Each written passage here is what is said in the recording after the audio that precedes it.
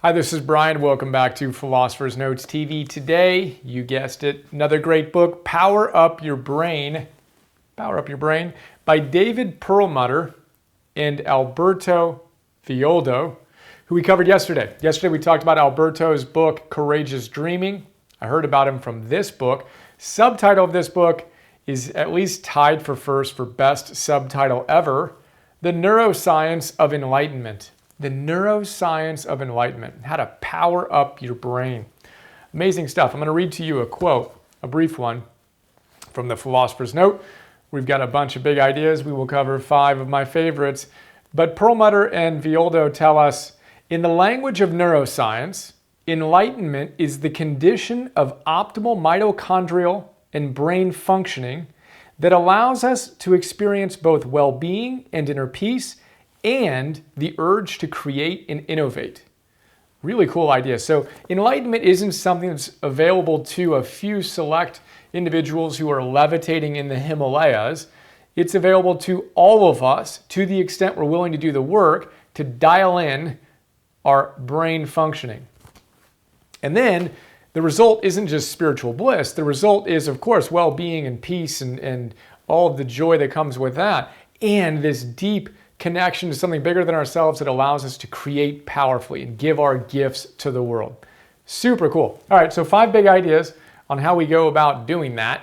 We're obviously going to take a practical look at the neuroscience of enlightenment. They have a ton of ideas and tips and nutritional techniques and other things you can do, therapies you can do, fascinating stories, great book, fun read. If you're into this stuff, I think you'll dig it. For now, first big idea, mitochondria. So I remember in my high school biology class that mitochondria did something related to energy, but the way they describe it is fascinating.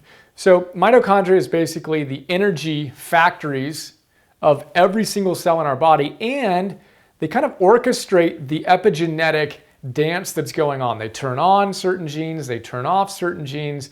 They're extraordinarily essential to the functioning of our life force, our energy, our vitality. That's part 1 of mitochondria. Part 2 is mitochondria. All the mitochondria in my body, in your body, in everyone's body came exclusively from my mother, which came from her mother, which came from her mother, which came from her mother. It's feminine. It's completely feminine in its evolutionary history, all the way back. All women, all the time. So this life force that's so essential to our functioning is feminine. It's amazing. So they talk about that. This is what the shamans described as the feminine life force is mitochondria. And again, I talked about it in my note about Alberto, but he's a shaman and a medical anthropologist, and Perlmutter is one of the world's leading neurologists. So they came together to talk about kind of mysticism and shamanism and modern day science and neuroscience. Fascinating look at mitochondria. And we obviously want to do everything we can to dial it in. We'll talk about a few ideas. The book is essentially all about how we optimize our mitochondria. Second big idea, moving time.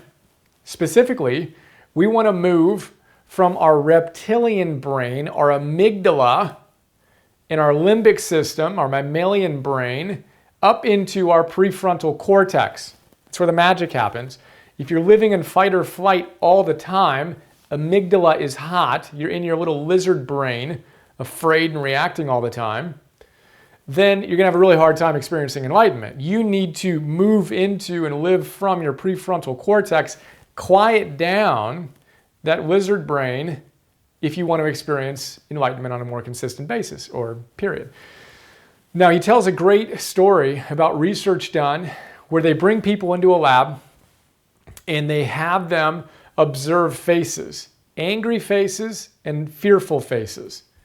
And the group does 2 different things. First, they mirror them. So they see the anger and the fear, and then they mirror it in their own expression. Right? And what happens? Their amygdala lights up, right? They're in their prehistoric fear-based brain. They're experiencing it, right? Now, what's fascinating is those same people, second part of the experiment, rather than ask them to mirror what they're seeing, the negative emotion, they ask the individuals to name it, to describe it. So they see anger and they say, I see anger. They see fear and they say, I see fear. What's fascinating is, although their amygdala, the little reptilian brain, lit up when they mirrored the emotion, their prefrontal cortex lit up and their amygdala was quiet when they simply stated intellectually what they saw. Now, this is huge because we want to engage in the practice that I talk about in the note and that I talk about in Dan Siegel's Mindsight. He has a great phrase. He says, you need to name it to tame it. Name it to tame it. When you can actually label the emotion that you're experiencing, it loses its power over you. You're able to step outside of the emotional experience of it, and you literally are moving time out of your lizard reptilian amygdala up through and into your prefrontal cortex. It's a really big idea. So think about this the next time you're feeling all stressed, and whether it's anxious or afraid or angry, notice if you can describe the emotion you're experiencing.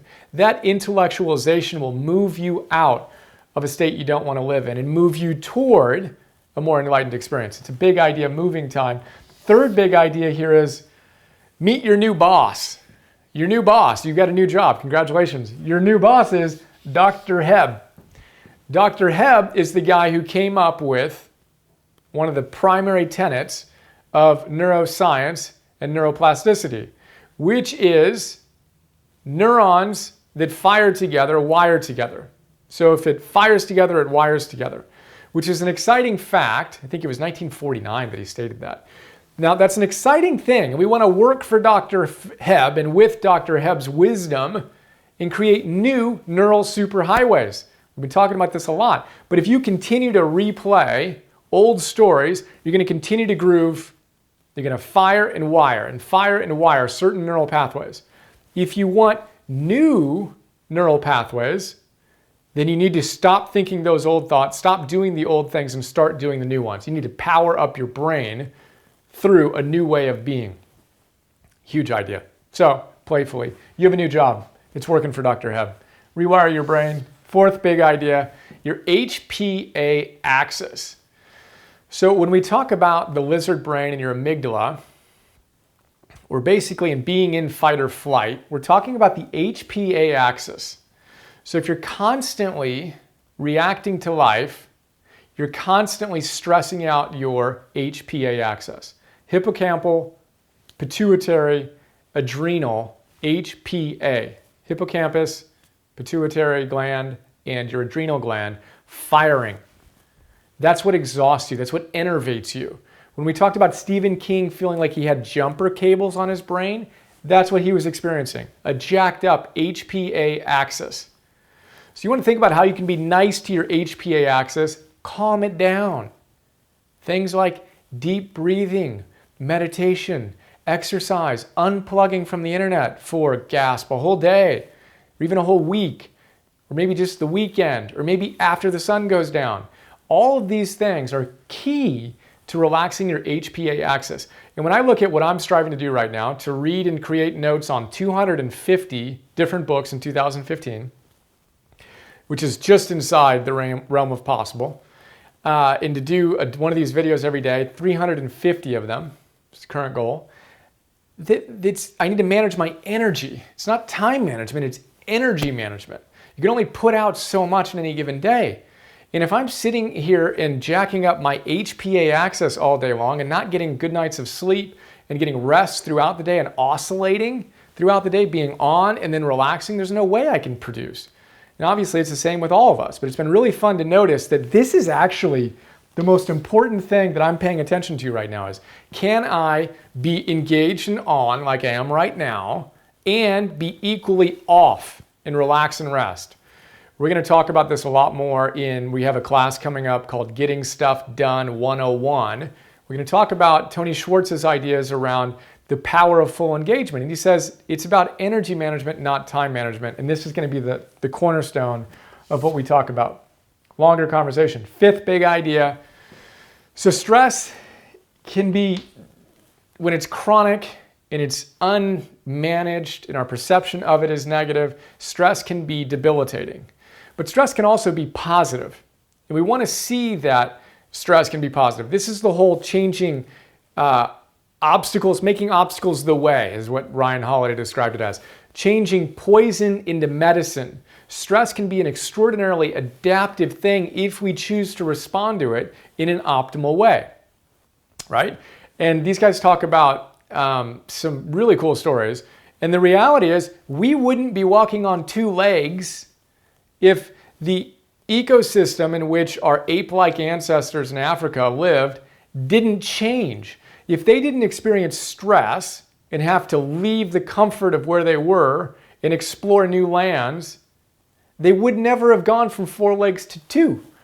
So we want to embrace our evolutionary history is based on our adaptability and our ability to learn from stress and to adapt to stress. So we want to see that. And then Alberto shares a story in his book, Courageous Dreaming. Superheroes, almost all superheroes, their lives as superheroes begin after a tragedy, a horrific event. They lose their parents, or they get rocketed off of a planet that's blowing up, or they get bit by a radioactive spider. These are not good things. They're stressful things. But in the midst of that challenge, they became extraordinary. So we want to reorient our relationship to stress in the same exact way. We want to power up our brain, eat that stress like a healthy energy bar, and experience some benefits from the neuroscience of enlightenment. So there you go. Stress can be good, but you also want to control your HPA axis. Your new boss, Dr. Hebb, has you digging new neural superhighways. It's moving time. Get out of your lizard brain into your prefrontal cortex. How? In this case, name the emotion you're experiencing. Name it to tame it. Try that out. It's seriously a huge idea. And then mitochondria, the energy factories in every single one of our cells, are inherited through our feminine lineage. What? Unbelievably cool. So there you go. Power up your brain, neuroscience of enlightenment. Hope you enjoyed, and I look forward to sharing more with you soon. Have another awesome day. See you.